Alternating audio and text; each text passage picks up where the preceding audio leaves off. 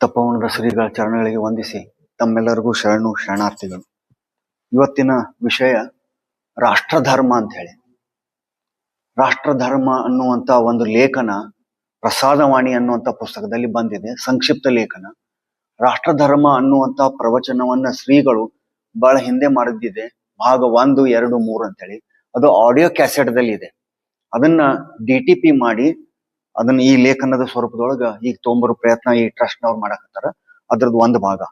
ಇನ್ನು ರಾಷ್ಟ್ರಧರ್ಮ ಈ ವಿಷಯವನ್ನ ಆರಿಸಿಕೊಳ್ಳಿಕ್ಕೆ ಈ ಸಂದರ್ಭದಲ್ಲಿ ಕಾರಣ ಏನು ಅಂತಂದ್ರ, ತಪೋವನದ ಶ್ರೀಗಳು ರಾಷ್ಟ್ರಧರ್ಮ, ಅವರ ರಾಷ್ಟ್ರಭಕ್ತಿ, ಅವ್ರು ಮಾಡಿದಂತಹ ಸಾಧನೆಯನ್ನು ಒಂದ್ ಕಡೆ ಇಟ್ಕೊಂಡು ನಾವು ಹೊರಗಡೆ ಏನು ಡಾಂಬಿಕ ಆಷಾಢಭೂತಿಗಳು ಬಾಯ್ಮಾತ್ನಲ್ಲಿ ತೋರಿಕೆಯ ರಾಷ್ಟ್ರಭಕ್ತಿ ಅದನ್ನ ಮಾಡ್ತಾರ, ಅದರಿಂದ ನಾವು ಯಾವುದೇ ವಿವಾದಗಳಿಗೆ ಸಿಗದಂತೆ ನಮ್ಮ ತಪೋವನದ ಸಿದ್ಧಾಂತಕ್ಕೆ ಸೀಮಿತವಾಗಿ ಇರಬೇಕು ಅನ್ನುವಂತ ಒಂದು ಉದ್ದೇಶದಿಂದ ಈ ವಿಷಯ ತಗೊಂಡೈತಿ. ಇದನ್ನ ಮೊದಲು ನಾವು ಪೀಠಿಕೆಯನ್ನು ನೋಡಿ ಆಮೇಲೆ ಮೂಲ ವಿಷಯಕ್ಕೆ ಹೋಗೋಣ. ಪೀಠಿಕೆ ಅಂದ್ರೆ ಮೊದಲನೇದು, ಶ್ರೀಗಳು ತಪೋವನ ಸ್ಥಾಪಿಸಿದ ಮೇಲೆ 3 ಅನುಷ್ಠಾನಗಳನ್ನು ಏನ್ ಮಾಡಿದ್ರು 1965ರಿಂದ. ಆ 3 ಅನುಷ್ಠಾನಗಳು ಕೇವಲ ಭಾರತವನ್ನು ಕುರಿತು, ಭಾರತದ ವಿದ್ಯಮಾನಗಳು ಮತ್ತು ಅಂತಾರಾಷ್ಟ್ರೀಯ ವಿದ್ಯಮಾನಗಳನ್ನು ಕುರಿತು ಮಾತ್ರ ಇದೆ ಆ ಸಾಧನೆ. ಅವು ಸಂದೇಶಗಳನ್ನು ರೂಪದೊಳಗೆ ಬಂತು, ಮೆಸೇಜಸ್ ಅಂತ ಹೇಳಿ. ಎರಡನೇದು, ಕಾಲಪ್ರವಾಹ ಅನ್ನುವಂಥ ಕನ್ನಡ ಪುಸ್ತಕದಲ್ಲಿ 5 ಅಧ್ಯಾಯಗಳು ಏನದಾವ, ಇದು ಮತ್ತೆ ಭಾರತವನ್ನ ಅಂತಾರಾಷ್ಟ್ರೀಯ ವಿದ್ಯಮಾನಗಳು ಅದರ ನಡಬರ್ಕಿನ ತುಲನೆ ಮಾಡಿ ಬರ್ದುದು. 3ನೇ ಅಧ್ಯಾಯ ಅದರಲ್ಲಿ ಏನಿದೆ, 5ನೇ ಅಧ್ಯಾಯ ಕಾಲಪ್ರವಾಹದಲ್ಲಿ 5ನೇ ಅಧ್ಯಾಯ, ಅದರ ಹೆಸರು ಮಹಾಕಾಲ ಅಂತೇಳಿ. ಅದು ಜಿಟ್ಜಿಸ್ಟ್ ಅಂತ ಹೇಳಿ ಒಂದು ಲೇಖನದ ಕನ್ನಡ ಅನುವಾದ. ಅದರಲ್ಲಿ ಸಹಿತ ಅಂತಾರಾಷ್ಟ್ರೀಯ ವಿದ್ಯಮಾನಗಳು ಏನ್ ನಡೀತಾವ ಅನ್ನೋದನ್ನ ಹೇಳ್ಯಾರ. ವಿಶೇಷವಾಗಿ ಟೆರರಿಸಮದಿಂದ ಏನು ಜಗತ್ತು ಬಳಲ್ತದ ಅನ್ನೋದನ್ನ ಅವಾಗ ಅವರ ಬರೆದ್ಬಿಟ್ಟಾರ 1965ಕ್ಕಿಂತ ಮುಂಚೆ. ಇದನ್ನ ಕುರಿತು ಸ್ವಲ್ಪ ನಾವು ನೆನಪು ಮಾಡ್ಕೊಂಡು ಮುಂದೆ ಹೋಗ್ಬೇಕು. ಇನ್ನ ಜ್ಞಾನಗಂಜ ಆಶ್ರಮದ ಸತ್ಪುರುಷರು ಎಲ್ಲ ಏನದಾರಂದ್ರ ಜಗತ್ತಿನ ಕಲ್ಯಾಣಕ್ಕಾಗಿ ಮೊದಲನೇದು, ಎರಡನೇದು ಭಾರತದ ಏಳಿಗೆಗಾಗಿ ಅವ್ರು ತಪಸ್ ಮಾಡಕತ್ತದ್ದು, ಸಾಧನೆ ಮಾಡಕತ್ತದ್ದು. ಅದನ್ನ ಶ್ರೀಗಳು ತಂದ ನಮ್ಮಂತ ಸಾಮಾನ್ಯ ಜನರ ಸಮೀಪ ತಂದು ಕೊಟ್ರು. ಇನ್ನ ಭಾರತದ ಇತಿಹಾಸವನ್ನು ನೋಡಿದ್ರೆ 5000 ಇತಿಹಾಸ, ಅದನ್ನ ಮುಂದೆ ತಗೊಳ್ಳೋನು. ಶ್ರೀಗಳು ರಾಷ್ಟ್ರಧರ್ಮದ ಕುರಿತು ಹೇಳೋಕ್ಕಿಂತ ಮುಂಚೆ ಅವರು ಮಾಡಿದಂತ ಕೆಲವು ಸಾಧನೆಗಳನ್ನ ನಾವು ಅವುಗಳ ಕೆಲವು ದೃಶ್ಯಾವಳಿಯನ್ನ ನೋಡೋಣ. ಮೊದಲನೇದಾಗಿ, ಪದೇ ಪದೇ ಶ್ರೀಗಳು ಅಥಣಿ ಶಿವಯೋಗಿಗಳ ಕುರಿತು ಹೇಳ್ತಾ ಇದ್ರು.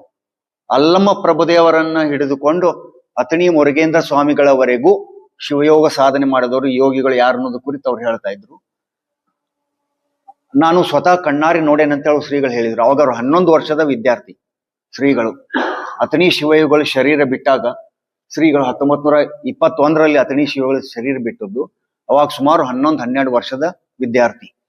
ಎರಡನೇದು, ಅಥಣಿ ಶಿವಯೋಗಿಗಳ ಕಡೆಗೆ ರಾಷ್ಟ್ರ ಭಕ್ತರು ಅಥವಾ ಸ್ವಾತಂತ್ರ್ಯ ಸೇನಾನಿಗಳು ಬಹಳಷ್ಟು ಬರ್ತಾ ಇದ್ರು, ಟಿಳಕರಾಗ್ಲಿ ಇನ್ನಿತರಾಗ್ಲಿ. ಶ್ರೀಗಳು ಮಾಡಿದಂತ ಒಂದು ಕೆಲಸ ಅಂದ್ರೆ ಈ ವಿಷಯಕ್ಕೆ ಸಂಬಂಧಪಟ್ಟಂತೆ, ಒಂದು ಕಡೆ ಶಾಂತಿ, ಇನ್ನೊಂದು ಕಡೆ ಕ್ರಾಂತಿ. ಶ್ರೀಗಳದು ಕೇವಲ ಮಹಾತ್ಮ ಗಾಂಧೀಜಿಯವರ ವಾದ ಅಲ್ಲ.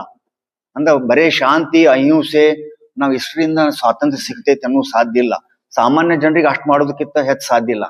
ಆದ್ರೆ ಸುಭಾಷ್ ಚಂದ್ರ ಬೋಸರ ತತ್ವ ಏನಿದೆ, ಸೇನಾಪಡೆಯನ್ನ ನಿರ್ಮಾಣ ಮಾಡಿ ಅವ್ರು ತಿರುಗಿ ಬೆಳೆದ್ರೆ ಮಾತ್ರ ನಮ್ಗೆ ಸ್ವಾತಂತ್ರ್ಯ ಸಿಗ್ತೈತೆ ಅನ್ನೋದು ಶ್ರೀಗಳ ಉದ್ದೇಶ. ಅಂದ್ರೆ ಶಾಂತಿ ಮತ್ತು ಕ್ರಾಂತಿಗಳನ್ನ ಸಮನ್ವಯ ಮಾಡಿ ಕೊಟ್ಟದ್ದು ಶ್ರೀಗಳ ರಾಷ್ಟ್ರಧರ್ಮದ ಒಂದು ವಿಶೇಷ ಅಂಶ. ಇನ್ನ ಶ್ರೀಗಳಿಗೂ ಪಶ್ಚಿಮ ಬಂಗಾಲಕ್ಕೂ ಬಹಳ ಸಮೀಪವಾದ ಸಂಬಂಧ, ಈ ಜನ್ಮದಲ್ಲಾಗ್ಲಿ ಹೋದ ಜನ್ಮದಾಗ್ಲಿ. ಅಂದ್ರ ಶ್ರೀ ವಿಶುದ್ಧಾನಂದಿ ಸ್ವಾಮಿಗಳು ಅಥವಾ ಗಂಧ ಬಾಬಾಜಿ ಅವರು ಶರೀರ ಬಿಟ್ಟದ್ದು 1937. ಪದೇ ಪದೇ ಶ್ರೀಗಳು ಅರವಿಂದ ಘೋಷರ ಕಡೆಗೆ, ಅವರು ವಿದ್ಯಾರ್ಥಿಗಳಿದ್ದಾಗ ಅರವಿಂದ ಘೋಷರ ಕಡೆಗೆ ಪಾಂಡಿಚೇರಿಗೆ ಹೋಗಿ ಬರ್ತಾ ಇದ್ರು ಅನ್ನೋದನ್ನ ನಾವು ಮೌಖಿಕವಾಗಿ ಕೇಳೇವಿ. ಪಶ್ಚಿಮ ಬಂಗಾಲಕ್ಕೂ ಹೋಗಿ ಬರ್ತಾ ಇದ್ರು. ಯಾಕಂದ್ರೆ ಅವ್ರ ಶರೀರ ಬಿಟ್ಟದ್ದು 37. ಬಂಗಾಲಕ್ಕೂ ಮತ್ತು ಕರ್ನಾಟಕಕ್ಕೂ ಅಥವಾ ಶ್ರೀಗಳಿಗೂ ಬಹಳ ಸಮೀಪದ ಸಂಬಂಧ. ಎರಡನೇದ್ದು, 1924ರಲ್ಲಿ ಬೆಳಗಾವಿ ಒಳಗ ಅಧಿವೇಶನ ಏನಾಯ್ತು, ಆ ಅಧಿವೇಶನದಲ್ಲಿ 3 ಗಣ್ಯರನ್ನ ನಾನು ದರ್ಶನ ಮಾಡಿದೆ ಅಂತ ಶ್ರೀಗಳು ಇಲ್ಲೇ ಕುಂತ ಹೇಳಿದ್ರು. ಒಂದನೇದು ಮಹಾತ್ಮ ಗಾಂಧೀಜಿ ಅವರು, ಎರಡನೇದು ವಿನೋಬಾ ಭಾವೆ ಅವರು, ಮೂರನೇದು ಮದನ್ ಮೋಹನ್ ಮಾಲವೀಯ ಅವರು. ಈ 3 ಗಣ್ಯರ ದರ್ಶನ ನನಗೆ ಆಯ್ತು ಅಂತ ಹೇಳಿ ಬಹಳ ಹೆಮ್ಮೆಯಿಂದ ಹೇಳ್ಕೊತಾ ಇದ್ರು. ಇದು 1924ರಲ್ಲಿ. ಇನ್ನ ಆ ಶ್ರೀಗಳ ಸ್ವಾತಂತ್ರ್ಯ ಸಂಗ್ರಾಮದ ಕುರಿತು ಅವ್ರು ಹೇಳಿದ್ದು ಮಾಡಿದ್ದನ್ನು ನೋಡಿದ್ರ ಅವರು ಕೇವಲ ಕ್ರಾಂತಿಯನ್ನ ಹಿಡಿಲ್ಲ. ಯಾಕಂದ್ರೆ ಕ್ರಾಂತಿ ಮತ್ತು ಕ್ರೌರ್ಯ ಇದನ್ನ ವಿಂಗಡಣೆ ಮಾಡೋದು ಕಠಿಣ. ಶ್ರೀಗಳಿಗೆ ಬೇಕಾದದ್ದು ಕ್ರಾಂತಿ. ಒಬ್ಬ ಸನ್ಯಾಸಿ, ಒಬ್ಬ ಕಾವಿ ಕೇಸರಿ ಧಾರಿ ಅಣುಬಾಂಬನ್ನ ತಯಾರು ಮಾಡ್ರಿ ಅಂತೇಳಿ ಅವಾಗನ ಹೇಳಿದ್ದನ್ನು ನೋಡಿದ್ರ ಅವರು ಕ್ರಾಂತಿ ಮತ್ತು ಶಾಂತಿಗಳ ಒಂದು ಬೆಸುಗೆ ಮಾಡಿದ್ದು. ಅದರಿಂದ ನಮ್ಮ ದೇಶಕ್ಕೆ ಕಲ್ಯಾಣ. ಈಗಿನ ಪರಿಸ್ಥಿತಿ ಒಳಗೆ ನಾವು ಅನ್ನ ಸತ್ಯಾಗ್ರಹ ಮಾಡ್ಕೋತ ಕುಂತ್ರೆ ಯಾರು ನಮ್ಮನ್ನ ಕೇಳಂಗಿಲ್ಲ. ಪದೇ ಪದೇ ಪಾಕಿಸ್ತಾನ ನಮ್ ಕಡೆ ಅಣುಬಾಂಬ್ ಐತ್ ಅಂತ ಹೇಳ್ಕೊತ ಬಂದ್ರು ಅವ್ರು. ಅದ್ರ ಪ್ರತಿಯಾಗಿ ಅಣುಬಾಂಬ್ ತಯಾರು ಮಾಡಿಟ್ರನ್ನ ಅವ್ರಿಗೆ ತಿಳಿತೈತೆ ಅನ್ನೋದು. ಹೋದ ವರ್ಷ 2025ರಲ್ಲಿ ಅದರ 3ನೇ ಹಂತ ತಯಾರಾತು. ಅಂದ್ರ ಅಣುಬಾಂಬ್ ಸಿದ್ಧ ಮಾಡೋದ್ರ 3ನೇ ಹಂತ 2025ಕ್ಕೆ ಕೇಂದ್ರ ಸರ್ಕಾರ ಜಾರಿ ಮಾಡಿತು. ಅವ್ರ 65ರಲ್ಲಿ ಹೇಳಿದ್ದು 3 ಹಂತಗಳಲ್ಲಿ ಅದು ಜಾರಿ ಆಯ್ತು. ಇನ್ನ ಬಂಗಾಲಕ್ಕ ನಾವು ನೋಡಿದ್ವಿ ಅಂದ್ರ ಸುಭಾಷ್ ಚಂದ್ರ ಬೋಸರಿಗೂ ಧಾರವಾಡಕ್ಕೂ ಬಹಳ ನಿಕಟವಾದ ಸಂಬಂಧ. ಅವರು ಅನೇಕ ಬಾರಿ ಬಂದ್ ಹೋದದ್ದಿದೆ. ನೆಕ್ಸ್ಟ್ ಆದ್ರ ಧಾರವಾಡಕ್ಕೆ 3 ಸಾರಿ ಅವರು ಅಧಿಕೃತವಾಗಿ ಬಂದ್ ಹೋದದ್ದಿದೆ. ಆಮೇಲೆ ಶ್ರೀಗಳು ಬಂಗಾಲಕ್ಕೆ ಹೋಗಕ್ಕಿಂತ ಮುಂಚೆ ಕಲ್ಕತ್ತಾಕ್ ಹೋಗಿ ಅಲ್ಲಿಂದ ಹೋಗ್ತಾ ಇದ್ರು. ಯಾಕಂದ್ರೆ ಆ ಟ್ರೈನ್ ವ್ಯವಸ್ಥೆ ಹಂಗಿತ್ತು. ಕಲ್ಕತ್ತಾ ಇದ್ರ ಮೂಲ ಶಬ್ದ ಕಾಳಿ ಘಾಟ್ ಅಂತ ಹೇಳಿ.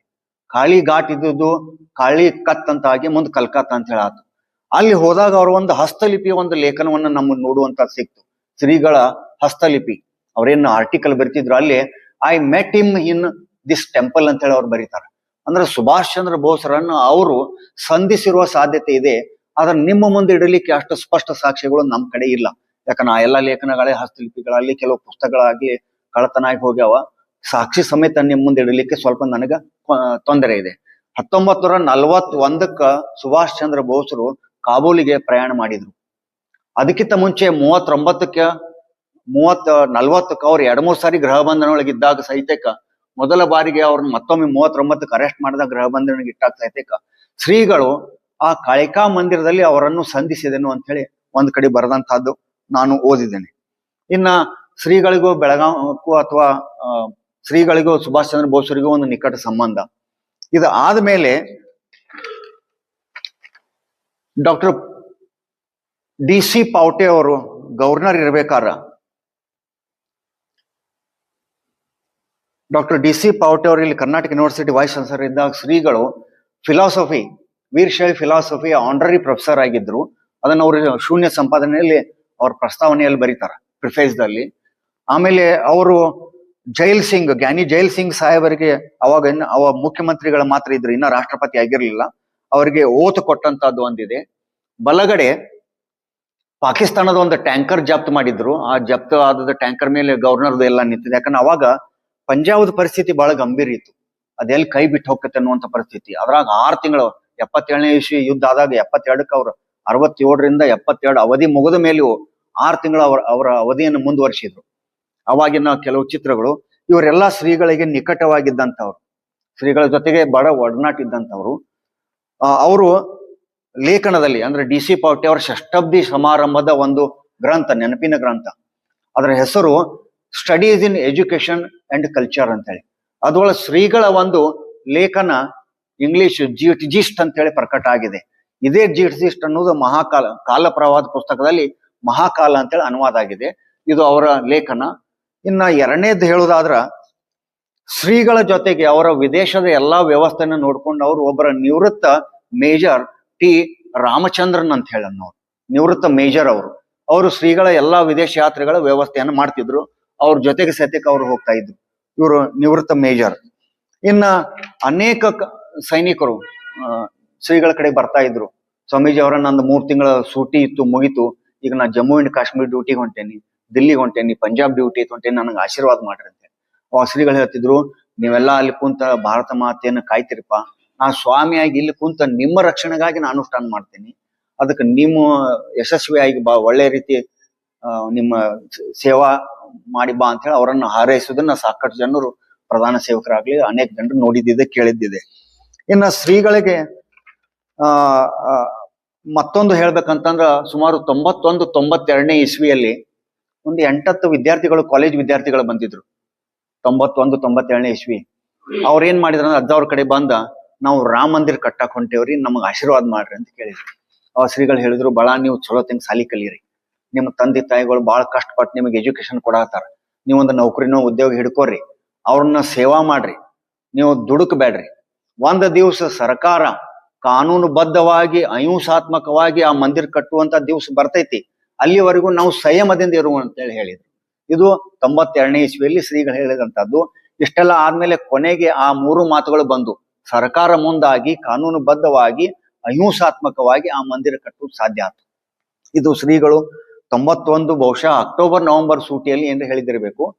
ಆ ಕಾರ್ ಸೇವಾ ನಡೆದದ್ದು ಡಿಸೆಂಬರ್ದಲ್ಲಿ. ಮತ್ತೊಂದು ವಿಷಯ ತಮ್ಮ ನೆನಪು ಮಾಡಿಕೊಡ್ಬೇಕು. ಈ ರಾಷ್ಟ್ರಧರ್ಮದ ವಿಶೇಷ ಏನಿದೆ ಅಂದ್ರ, ಎಲ್ಲಾ ದೇಶದವರು ತಮ್ಮ ರಾಷ್ಟ್ರಭಕ್ತಿ, ತಮ್ಮ ರಾಷ್ಟ್ರ ಕುರಿತು ಏನು ಅಭಿಮಾನ ಹೊಂದ್ಯಾರ, ಅದರೊಂದಿಗೆ ನಾವು ಭಾರತೀಯರು ನಮ್ಮ ದೇಶಭಕ್ತಿಯಲ್ಲಿ ಹಿಂದೆ ಬೀಳಬಾರ್ದು ಅನ್ನೋದು ಶ್ರೀಗಳ ಒಂದು ಉದ್ದೇಶ. ಒಂದು ಉದಾಹರಣೆ ಕೊಡ್ಬೇಕಂತಂದ್ರ, ಯುಗೋಸ್ಲೋವಿಯಾ ಅಂತ ಹೇಳಿ ಒಂದು ದೇಶ, ಅಲ್ಲಿ ಶ್ರೀಗಳ ಭಕ್ತರು ಬಹಳ. ಅಲ್ಲಿ ಇಂಥ ಗಂಭೀರ ಪರಿಸ್ಥಿತಿ ಆಯ್ತು, ಅಂತಃಕಲ ಆಗಿ ಒಂದ ಆಫೀಸ್ನೊಳಗೆ ಒಂದ ಕಡೆ ಕೆಲಸ ಮಾಡೋರು ಇಬ್ರು ಹೊಡೆದಾಡ್ಕೊಳ್ಳುವಂತ ಪರಿಸ್ಥಿತಿ ಬಂದ ಯುಗೋಸ್ಲೋವಿಯಾ ಅನ್ನುವಂತ ದೇಶ 7 ತುಕಡಿ ಆಗಿ ಹೋಯ್ತು. ಈಗ ಒಂದೊಂದು ತುಕಡಿ ಒಂದಾಗಕತ್ತಾವ. ಅದರೊಳಗಿನ ಒಂದು ಭಾಗ ಕ್ರೊಯೇಷಿಯಾ ಅಂತ ಹೇಳಿ. ಆ ಕ್ರೊಯೇಷಿಯಾ ದೇಶದೊಳಗ ಅಲ್ಲಿಯ ಭಕ್ತರಿಗೆ ಅವರು ಶಿವಯೋಗ ಮಂದಿರ ಕಟ್ಟುವಷ್ಟು ಮಟ್ಟಿಗೆ, ಆ ಯೂನಿವರ್ಸಿಟಿ ಕಟ್ಟುವಷ್ಟು ಮಟ್ಟಿಗೆ ಅಭಿವೃದ್ಧಿ ಆಗಿತ್ತು. ಅಂತ ಬಹಳ ಅಶಾಂತಿ ದಾಯಕ ದೇಶ. ಆ ಯುಗೋಸ್ಲೋವಿಯಾಕ್ಕೂ ಭಾರತಕ್ಕೂ 16ನೇ ಶತಮಾನದಿಂದ ನಂಟು. ಈ ಯುಗೋಸ್ಲೋವಿಯಾದವರು ಗೋವಾದಲ್ಲಿ ಒಂದು ಚರ್ಚ್ ಕಟ್ಟಿದ್ರು ಸುಮಾರು 1440ರಲ್ಲಿ. ಅಲ್ಲಿಂದ ನಮಗ ಆ ದೇಶಕ್ಕೂ ಒಳ್ಳೆ ಒಡನಾಟ ಇದೆ. ನಮ್ಮ ದೇಶಕ್ಕೂ ಅದಕ್ಕೂ ಅನೇಕ ಒಪ್ಪಂದಗಳಾಗಿವೆ.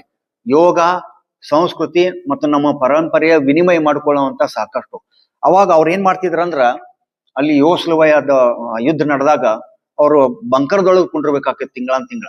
ಅಲ್ಲಿ ಅವ್ರ ಆಫೀಸಿಗೆ ಹೋಗ್ಬೇಕಾತಂದ್ರೆ ಎದೆ ಮೇಲೆ ಲಿಂಗ ಕಟ್ಕೊಂಡ್ರೆ ತೊಂದರೆ ಆಕೈತೆ ಅಂತೇಳಿ ಟಾಯ್ದೊಳಗೆ ಪಾಕೆಟ್ ಮಾಡಿ ಅಲ್ಲಿ ಲಿಂಗವನ್ನು ಇಟ್ಕೊಂಡು ಅವ್ರ ಆಫೀಸಿಗೆ ಹೋಗ್ತಿದ್ರು. ಆ ಬಂಕರ್ದಲ್ಲಿ ಕುಳ್ಕೊಂಡಾಗ ಅನ್ನ ನೀರೆಲ್ಲ ಕುಂಡ್ರಾಕ್ ಬರಂಗಿಲ್ಲ. ಮತ್ತ ಲಿಂಗ ಪೂಜೆ ಹೆಂಗ್ ಮಾಡ್ಕೊಂಡ್ರ ಅಂದ್ರೆ ಅವ್ರು ಆಮೇಲೆ ಬಂದು ಶ್ರೀಗಳಿಗೆ ಹೇಳ್ತಿದ್ರು, ನಾವು ಹೆಂಗ್ ಶಿವಯೋಗ ಮಾಡ್ಕೊಂಡಿವಿ ಅಂದ್ರ ಬಂಕರ್ದೊಳಗೆ ಕುಂತು ಕಾಲ್ ಚಾಚಿ ಇಷ್ಟಲಿಂಗವನ್ನು ಹೊರ ತೆಗದ್ವಿ, ಅದಕ್ಕೆ ಮುತ್ತು ಕೊಟ್ವಿ, ಮತ್ ಇಟ್ಕೊಂಡ್ವಿ. ಆ ಮುತ್ತು ಕೊಡುವನ್ನ ಪ್ರಸಾದ ಪೂಜೆ ಅಂದ್ರ ಅಂತ ನಿಷ್ಕಲ್ಮಶ ಭಕ್ತಿಯಿಂದ ಅವರು ಆ ದೇಶದೊಳಗೆ ಅಂತ ಹೋರಾಟ ಮಾಡಿದ್ರು. ಅಂತ ಪರಿಸ್ಥಿತಿ ಒಳಗೆ ಅವ್ರು ಇರ್ಬೇಕಾದ್ರೆ ಬಹಳ ಕಷ್ಟದಿಂದ ಅವ್ರು ಬರ್ತಾರೆ ಇಲ್ಲಿ ಪಾರ್ಟ್ ಟೈಮ್ ಓವರ್ ಟೈಮ್ ಮಾಡಿದ್ರು. ನಾವು ಭಾರತೀಯರು ಇಲ್ಲಿ ಇದ್ದಿಟ್ಕೊಂಡು ನಮ್ಮ ದೇಶದ ಘನತೆ ಗೌರವ, ನಮ್ಮ ದೇಶದ ಒಂದು ಕೀರ್ತಿಯನ್ನ ನಾವು ತಿಳ್ಕೊಳ್ಳಾರ್ದಂತ ಪರಿಸ್ಥಿತಿ ಬರಬಾರ್ದು ಅನ್ನೋ ಸಲುವಾಗಿ ಶ್ರೀಗಳು ಇದ್ರ ಮುಖಾಂತರ, ಈ ಪ್ರವಚನದ ಮುಖಾಂತರ ಅನೇಕ ಎಚ್ಚರಿಕೆಗಳನ್ನ ಕೊಟ್ಟಾರ. ಇನ್ನ ಡೈಮೆನ್ಷನ್ಸ್ ಆಫ್ ಯೋಗ ಪುಸ್ತಕ ಬಿಡುಗಡೆ 18 ಮೇ 1988 ಆಯ್ತು. ಡಾಕ್ಟರ್ ಶಂಕರ್ ದಯಾಳ್ ಶರ್ಮಾ ಉಪರಾಷ್ಟ್ರಪತಿಗಳು ಅವ್ರ ಮನೆಯಲ್ಲಿ ಅವ್ರ ಡ್ಯೂಟಿ ಮೇಲೆ ಇದ್ದಾಗ ಆತು. ಅದು 18 ಮೇ 1988 ಆ ಬಿಡುಗಡೆಯ ಆಮಂತ್ರಣ ಪತ್ರಿಕೆ ಅದ ಪುಸ್ತಕ. ಈ ಕಾರ್ಯಕ್ರಮಕ್ಕ ಅಂದಿನ ಪ್ರಧಾನ ಮಂತ್ರಿಗಳು ಬರೋರಿದ್ರು. ಆದ್ರ ಆಪರೇಷನ್ ಬ್ಲ್ಯಾಕ್ ಥಂಡರ್ ಪಾರ್ಟ್ 2 ಅದು ಮುಕ್ತಾಯವಾದದ್ದು 18, ಅಗ್ರಿಮೆಂಟ್ ಆದದ್ದು 19ನೇ ತಾರೀಕು. ನಾನು ಹೇಳಿದ್ದು ಬಿಡುಗಡೆ ಕಾರ್ಯಕ್ರಮ 18 ಅಲ್ಲ. ಡೈಮೆನ್ಷನ್ಸ್ ಆಫ್ ಯೋಗ ಇದು ಬಿಡುಗಡೆ ಆದದ್ದು 19ನೇ ತಾರೀಕು 1988 ಡೇಟ್ 19 ಡೇಟ್ ಮೇ. ಆದ್ರ 18ನೇ ತಾರೀಕಿಗೆ ಬ್ಲ್ಯಾಕ್ ಥಂಡರ್ ಅನ್ನುವಂತ ಪಾರ್ಟ್ 2 ಆಪರೇಷನ್ ಮುಗಿತು. ಆದ್ರೆ ಅಗ್ರಿಮೆಂಟ್ ಆದದ್ದು 19ನೇ ತಾರೀಕು ಅವತ್ತಿನ ದಿವಸ ಅಂತ ಹೇಳಿ ಪ್ರಧಾನ ಮಂತ್ರಿಗಳಿಗೆ ಅವ್ರಿಗೆ ಬರ್ಲಿಕ್ಕೆ ಆಗ್ಲಿಲ್ಲ. ಮುಂದೆ ಅವ್ರು ಎಂದೂ ಬರ್ಲಿಲ್ಲ, ಆ ಮಾತು ಬೇರೆ. ಆದ್ರೆ ಈ ಸಂದರ್ಭದಲ್ಲಿ ಅವ್ರ ಒಂದು ಮತ್ತೊಮ್ಮೆ ಪರಮ ಧರ್ಮ ಚಕ್ರ ಮತ್ತೊಂದು ಸಂದರ್ಭದೊಳಗೆ ಅವಾರ್ಡ್ ಸಿಗ್ಬೇಕಾದ್ರೆ ಅವ್ರು ಒಂದ್ ಮಾತು ಹೇಳಿದ್ರು, ಅಲ್ಲಿ ಇಷ್ಟು ಮಂದಿ ಕೂಡಿತಂತ, ಇಷ್ಟು ಅವ್ರು ಚಪ್ಪಾಳಿ ಹೊಡೆದ್ರಂತ. ನಮಗ ಸಾಕಷ್ಟು ಭಾಷೆಗಳದಾವು, ಜಾತಿಗಳದಾವು, ಬೇರೆ ಬೇರೆ ರಾಜ್ಯಗಳದಾವು, ಎಲ್ಲಾ ಬೇರೆ ಬೇರೆ ಅದಾವ. ಆದ್ರೂ ಸಹಿತ ಆರಾಧನೆ ಮಾಡಲಿಕ್ಕೆ, ಪೂಜೆ ಪುನಸ್ಕಾರ ಮಾಡಲಿಕ್ಕೆ ನಮಗೆ ಆರಾಧ್ಯ ದೇವತೆ ಒಬ್ಬಳೆ, ಅವಳು ಭಾರತ ಮಾತೆ ಅಂತ ಹೇಳಿದ್ರು. ಅಂದ್ರ ಈ ರೀತಿಯ ಒಂದೇ ದೇವತೆ ಬೇಕು ಅನ್ನೋ ಸಲುವಾಗಿ ಈ ರಾಷ್ಟ್ರ ಧರ್ಮ ಅನ್ನುವಂತ ಆ ಪ್ರವಚನವನ್ನ ಶ್ರೀಗಳು ಬಹಳ ಹಿಂದೆ ಕೊಟ್ಟದ್ದಿದೆ. ಇದರೊಂದಿಗೆ ಇವತ್ತಿನ ಸಂಕ್ಷಿಪ್ತವಾಗಿ ವಿಷಯನ ಮುಗಿಸಿ, ಈ ರಾಷ್ಟ್ರ ಧರ್ಮ ಅನ್ನುವಂಥದ್ದು 3 ಭಾಗದಲ್ಲಿ ಬರ್ತೈತಿ. ಭಾಗ 1, 2, 3 ಅದನ್ನ ಮತ್ತೊಮ್ಮೆ ಯಾವಾಗ ತಗೋಣ. ಇದರೊಂದಿಗೆ ನನ್ನ 4 ಮಾತುಗಳಿಗೆ ಮಂಗಳ ಮಾಡ್ತೇನೆ.